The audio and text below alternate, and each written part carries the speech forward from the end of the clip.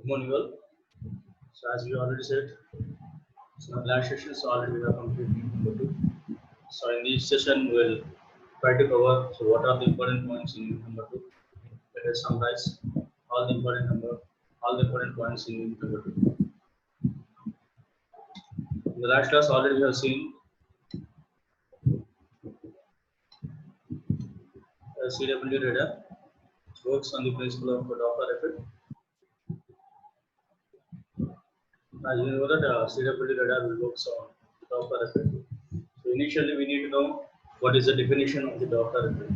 So before going into the Doppler effect, first, so let us summarize how a radar works. The radar detects the presence of objects and locates their position in space by transmitting electromagnetic energy and observing the returning echo. A pulse radar transmits a relatively low power electromagnetic energy, so after which the receiver is turned on to listen to the echo. The echo not only indicates that the target is present, but the time that elapses between the transmission of the pulse and the receipt of the pulse, the receipt of the echo, is a measure of the distance to the target separation of the echo signal. And the transmitted signal is made on the basis of differences in the time.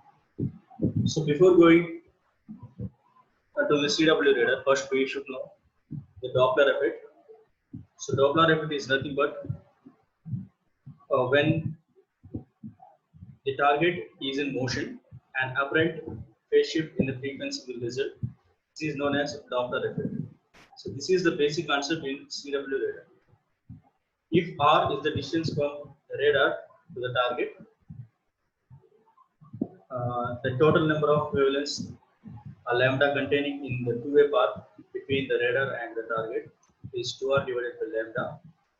The distance r and the wavelength lambda are assumed to be measured in the same units, since one wavelength corresponds to an angular 2 pi radius.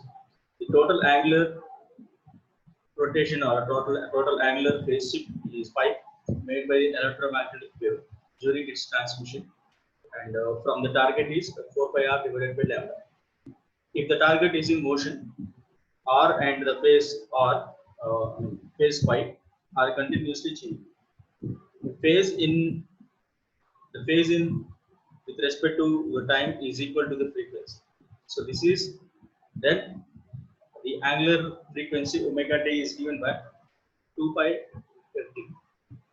So that is nothing but what? It is differentiated in the phase with respect to time. So that is d pi divided by dt. Already we have seen phi is nothing but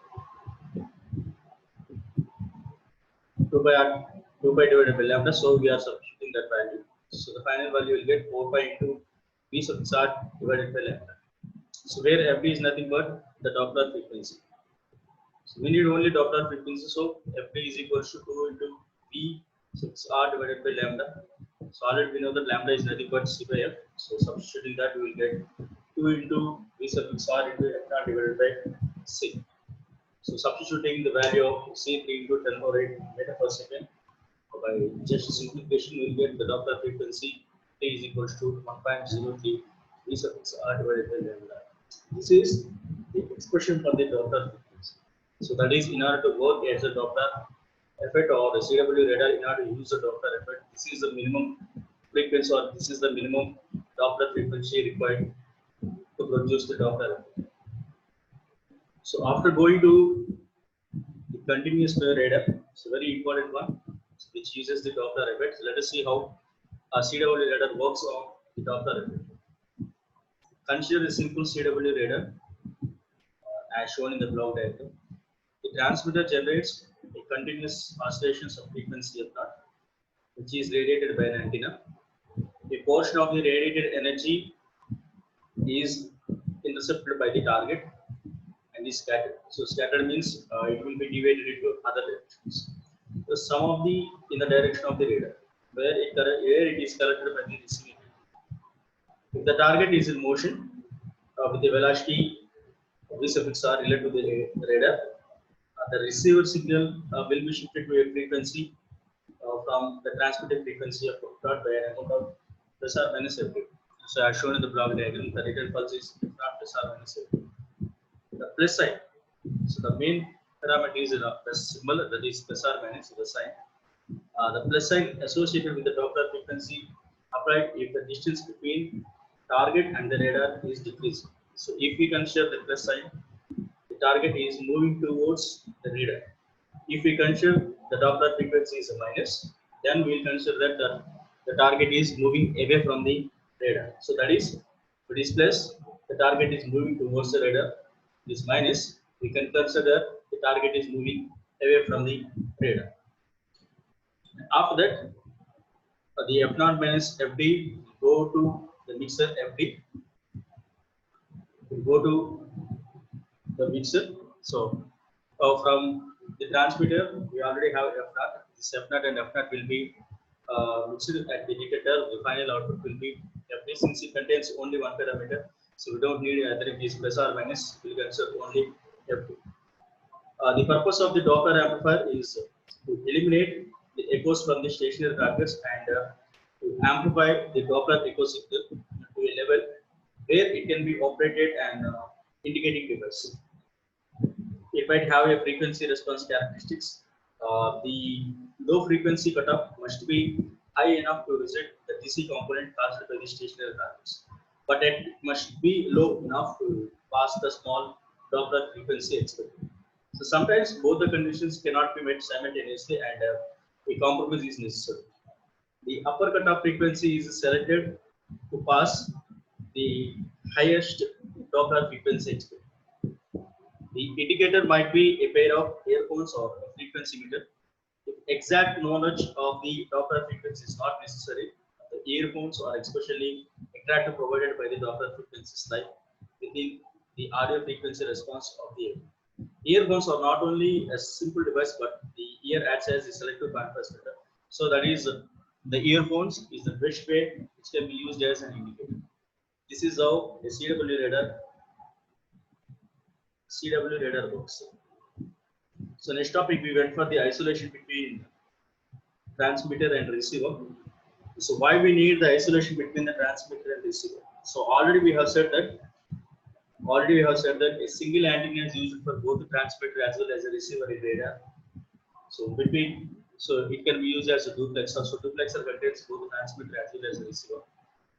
So now we need to consider there should be an isolation between the transmitter or receiver. Otherwise, so there is a possibility of entering the transmitted energy from the antenna which can go to the receiver. Since the receiver sensitivity is very low, so sending higher amount of electromagnetic energy to the receiver may be spoiled. So that is, the isolation between the transmitter and receiver must be considered while you are designing any radar system. A single antenna serves the purpose of transmission and reception in CW radar. In principle, a single antenna may be employed since the necessary isolation between the transmitted and the receiver signal is achieved by separating frequency as a result of the Doppler effect. So, however, the transmitter leakage is not always undesirable. So, there are two practical effects which can limit the amount of the transmitter leakage power which can be tolerated by the receiver. So, those are first one, maximum amount of power the receiver's input circuit can stand before it is physically damaged or it is sensitivity reduced. And second one, the amount of the transmitter noise due to the hum or microphone stay pickup and instability which enters the receiver from the transmitter. The amount of the isolation required depends on the transmitter power and the accompanying the transmitter noise as well as the sensitivity of the receiver. So for example, if the safe value of the power which might be applied to a receiver were 10 milliwatt, and if the transmitter power were 1 kilowatt, the isolation between the transmitter and receiver must be less than 50. An important factor which limits the use of the isolation with a common antenna is the reflection, so produced in the transmission lines by the antenna. The largest isolations are obtained by two antennas, one for the transmission, the other for the reception, physically separated from one another. Isolations of the under 80 dB are more possible with high gain antennas, as well as the more derivative the antenna beam and the spacing between the antennas, the great will be the isolation. When the antenna designer is restricted by the nature of the application, large isolation may not be possible. So for example, typical isolation between the transmitter and receiving antenna of a missile might be about 50 dB, whether it is in X-band or it is 70 dB if you use in K-band, or it can be low as 20 dB if you use the L-band. So that is depending upon the band frequency we are using. The isolation is different from antenna to antenna. So next one we'll go with the intermediate frequency of the receiver. So this is the receiver of the simple CW radar shown in the figure. Is analogous to the super-heterodyne receiver. Receiver of these types are called homodyne receivers or super-heterodyne receiver with zero IF. So, but whereas in the CW radar, which is the block diagram in front of you, so it contains an IF frequency, whereas in your last block diagram it does not contain any IF, but we consider IF here. So from the block diagram, it is shown that the function of the local oscillator is to replace it by the leakage signal from the transmitter. Such a receiver is simpler than one with a more conventional intermediate frequency, since no IF amplifier or local oscillator is required. The simple receiver is not as sensitive because of increased noise at the lower intermediate frequencies, which is caused by the flickering effect. The noise power produced the flicker is varies with respect to the attenuation. This is in contrast to the short noise or the effect of the flicker noise or overcome in normal super-heterodyne receiver by using an intermediate frequency high enough to reduce the flicker noise small compared with the normal receiver noise. If you see the block diagram, already we have seen a CW transmitter which will transmit a frequency of f0. So this can be transmitted by a transmitting antenna into the air. The same f0 is given to the mixer. To the mixer other frequency is given by the oscillator. So the mixer performs three operations, that is f0, and second one is it is summing the local oscillator frequency, that is f0 plus IF, and again it is subtracting. So there are three possibilities here: f0 plus IF and f0 minus IF, or the sidebands. So these three are fed to the sideband filter. The sideband filter filters or removes f0 and f0 plus f0 minus intermediate frequency and sends only f0 plus IF. This is the sideband we require. And after that, the transmitting signal went to the target and it is scattered there, and some of the echo signal is transferred towards the receiver or in the direction of the receiver. So since the target is moving, we will have the Doppler frequency as we discussed earlier. So the receiving antenna, the frequency of the receiving antenna will be f0 plus or minus w. So these two are went to the receiving mixer. The same f0 and f0 will be cancelled. So the output from the receiver mixer is intermediate frequency plus or minus w. The same frequency is went to the IF amplifier, so where it amplifies to the required value, and after that it goes to the secondary cutter. So secondary cutter means it demodulates. Demodulates means the intermediate frequency will be eliminated by here and it will go to the Doppler amplifier. So Doppler amplifier means it amplifies the signal, and after that it will go to the indicator.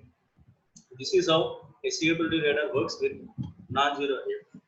So after that, we need to go with the receiver bandwidth. The main important parameter is the bandwidth of the receiver should be very suitable in order to receive all the possible signal. If the bandwidth is larger, so there is a possibility of receiving more number of signals. So the bandwidth of the receiver plays a major role while you are decoding the output.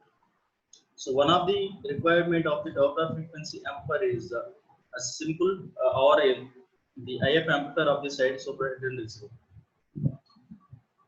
If the frequency of the Doppler shift echo signal were known before, a narrow band filter or one just wide enough to reduce the excess noise without eliminating a significant amount of the signal energy. Several patterns tend to spread CW signal energy over a finite frequency band. These must be known if an approximation to the bandwidth required for the narrowband Doppler filter is to be obtained. If the received waveform were a sine wave of the infinite duration, its frequency spectrum would be a delta function, and the receiver bandwidth would be infinite. So, but a sine wave of finite duration will give you bandwidth. Assume a CW radar with antenna beam lambda g that the receiver signal duration will be delta b divided pi b divided by pi s. In addition to this, the spread of the receiver signal spectrum caused by the finite time on the target, the spectrum may be further widened if the target crosses the fluctuations. And this is the filter bank. Why we are using the filter bank means paraband, a back filter which each individual filter is wide enough to accept the signal energy, but not so wide so as to introduce more noise than needed. The central frequencies of the filter are staggered to cover the entire range of Doppler frequencies. If the filters are spaced with their half power points overlap, the maximum reduction in signal to noise ratio of the signal which lies midway between the adjacent channel compared with a signal to noise ratio around 60. The more filters used to cover the band, the less will be the maximum loss experienced, but greater the probability of the false error. And after that, we went for the FMCW radar. The FMCW radar is nothing but what? The advanced version of the CW radar, which uses a frequency modulation. Why we are going the CW radar? Why we are going for FMCW radar? Even though we have CW radar, we have some disadvantage when compared when we are using a CW radar. The inability of the simple CW radar to measure the range is related to the relatively narrow bandwidth of its transmitted waveform. So some sort of timing mark must be applied to a CW carrier if the range is to be measured. The timing mark permits the time of the transmission and the time of the return to be recognized. The sharper or more distinct the time mark, the more accurate the measurement of the transition. But the more distinct time mark, the broader will be the transmitter spectrum. This follows from the properties of the Fourier transform. A spectrum of CW transmission can be broadened by the application of the modulation. Either it can be amplitude modulation or frequency modulation or phase modulation. If we consider amplitude modulation, the narrow pulses, the more accurate the measurement of the range and broader the transmission of the transmitter spectrum. A widely used technique is broaden the spectrum CW radar into the frequency modulated carrier. The timing mark is the changing in the frequency. The transit time is proportional to the difference in frequency between the echo signal and the transmitter signal. This is the block diagram. This is the range and the Doppler measurement by using FMCW radar. In the frequency modulated CW radar, the transmitted frequency is changed as a function of time is known manner.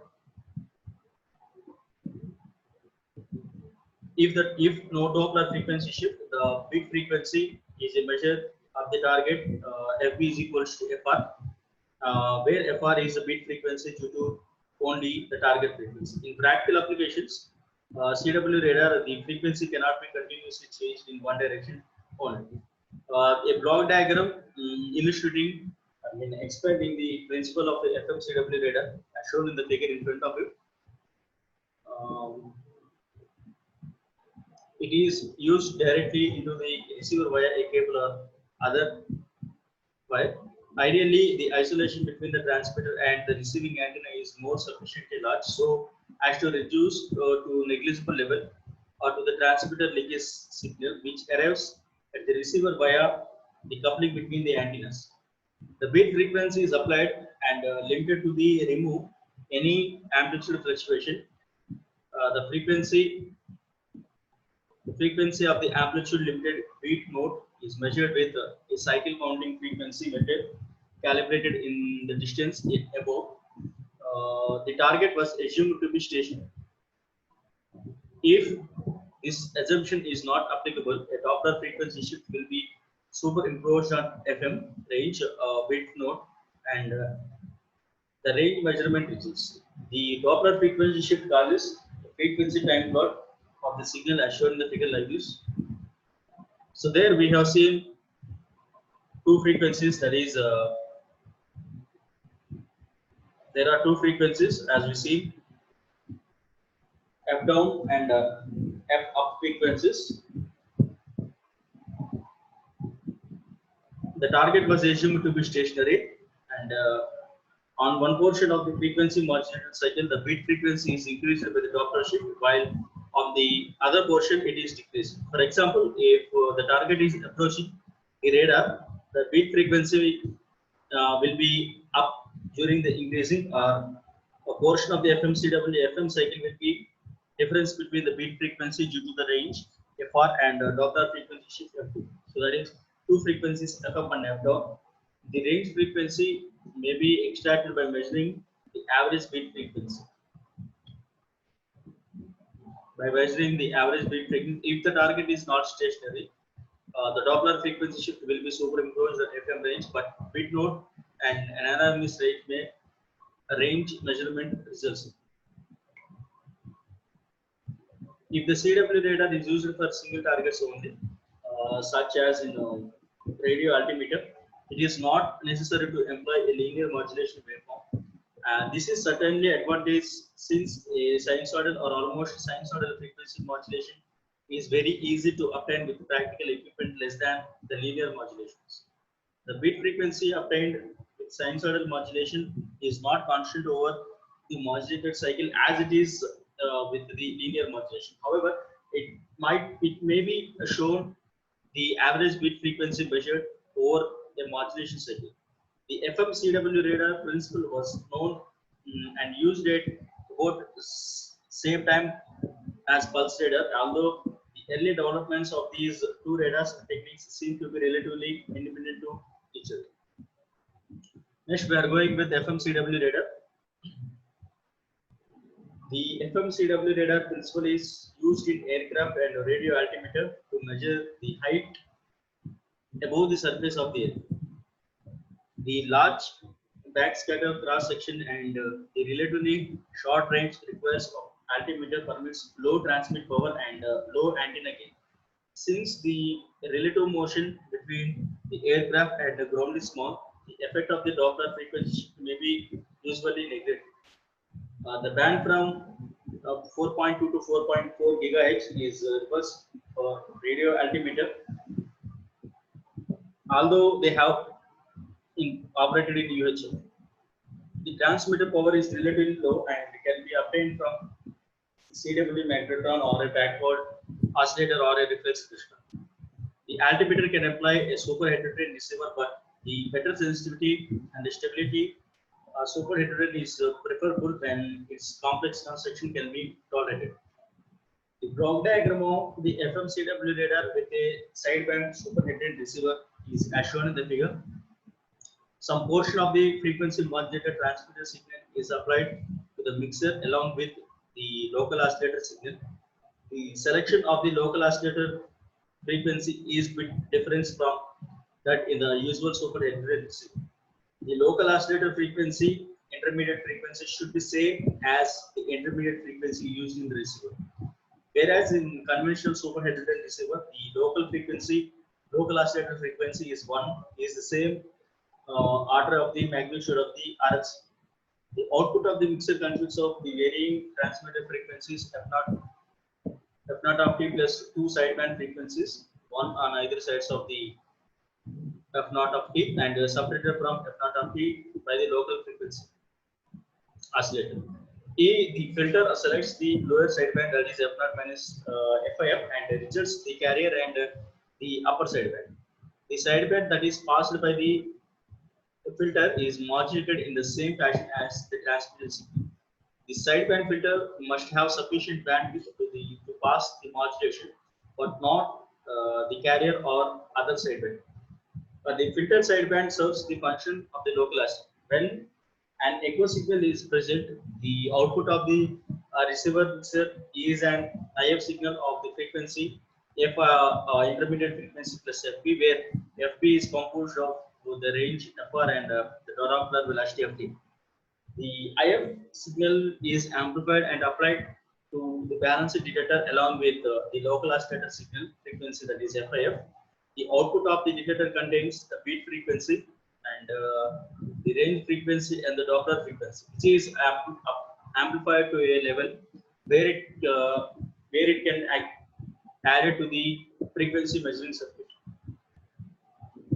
A target at short range will generally result in a strong signal at low frequency, while one at long range will result in a weak signal at high frequency. Therefore, the frequency characteristics of the low frequency amplifier in FMCW radar may be shaped to provide attenuation at the lower frequency corresponding to short ranges and large echo signals. Less attenuation is applied for higher frequencies, and whereas the echo signals are weak. The echo signals from an isolated target varies inversely as the fourth core of the range, as is well known from the radar equation. Another method of processing the range of the height information from the altimeter so as to reduce the noise output from the receiver and improve the sensitivity uses a narrow bandwidth, low frequency amplifier with feedback loop to maintain the beat frequency constant. So next we will do the measurement of errors. The absolute accuracy of the radar altimeter is usually of more important at low altitudes than high altitudes. So errors of few meters might not be a significance when the cursing altitudes of around 10 kilometers, but the important if the altimeter is a part of the bind handling system. The theoretical accuracy with which the distance can be measured depends upon the bandwidth of the transmitted signal and the ratio of the signal energy to noise energy. So in addition, measurement accuracy might be limited by such practical restrictions as the accuracy of the frequency measuring device, the residual path length error caused by the circuits and transmission lines, error caused by the multiple reflections and the transmitter leakage, and the frequency error due to the turnaround of the frequency modulation. A common form of the frequency measuring device is the cycle encoder, which measures the number of unwanted signals. The unwanted signals includes there are 5 unwanted signals. So the first one is the reflection of the transmitted signal at the antenna caused by the impedance mismatch. The second one is standing wave pattern on the cable feeding the reference signal to the receiver due to poor mismatch. Third one, the leakage signal entering the receiver via coupling between the transmitter and the receiving antennas. This can limit the ultimate receiver sensitivity, especially at high frequencies or higher heights. The interference due to the power being reflected back to the receiver transmitter, causing a change in the impedance seen by the transmitter. This is usually important than low heights. It can be reduced by attenuator introduced in the transmission line at the low altitude or by a direction coupler or an oscillator. And fifth one, the double bounce signal. So these are the different types of measurement errors we'll use in CW radar while you are measuring. And after that, we went with multiple frequency CW radar. So previously already we have seen the CW radar, frequency modulated CW radar. There we have considered only one frequency. So now we'll go with the multiple frequency radar. So multiple frequency radar means we are using more frequencies. Although it has been said in that a CW radar does not measure the range, it is possible under some circumstances to do so by measuring the phase of the echo signal relative to the phase of the transmitted signal. Consider a CW radar radiating a single frequency sine wave of the form sine 2 pi f naught t. However, the measurement of the phase difference and delta phi is unambiguous only if delta phi does not exceed 2 pi range. The region of the unambiguous range may be extended considerably by utilizing two separate CW radar. Uh, Differentiating slightly in frequency, the unambiguous range in case of corresponds to the half wavelength at the difference frequency. The transmitted waveform is assumed to consist of two conditions, two continuous sine waves of frequencies f1 and f2 separated by an amount of delta f, and some for our convenience the amplitude of all the signals are taken as unity. The voltage waveforms of the two components of the transmitted signals are as shown in the split. So whereas phi 1 and phi 2 are the phase angles. The echo signal is shifted in the frequency by the Doppler effect. The form of the Doppler shifted signals at each of the two frequencies will be written in terms of V1 of R and V2 of R. So in that equation, R0 is the range and FD1 is the Doppler frequency with respect to frequency F1, and FD2 is the Doppler frequency shift with respect to F2. Since the two frequencies F and F2 are approximately the same, that is F2 is equal to F1 plus or minus delta F, where delta F is far less than F1. The Doppler frequency shift FD1 and FD2 are approximately equal. So in place of FD1 and FD2, we can replace with the same FD. So just replacing that, the receiver separates the two components of the echo signal and heterodynes each receiver signal component with the corresponding transmitter waveform and extracts the two Doppler frequencies given below. So as we saw V1D into V2 of B, and the phase difference between the two components will be delta phi is equals to 4 pi into delta F into R0 divided by C. Just simplifying that, we'll get R0 is equals to C into delta phi divided by 4 pi into delta F. The two frequency CW technique for measuring the range was described as using the Doppler frequency shift when the Doppler frequency is 0. As with a stationary target, it is also possible in principle to extract the phase difference if the target carries beacon or some other form of the echo signal. As with a single sideband matched the two frequencies of the two sideband filter radar were described as being transmitted simultaneously.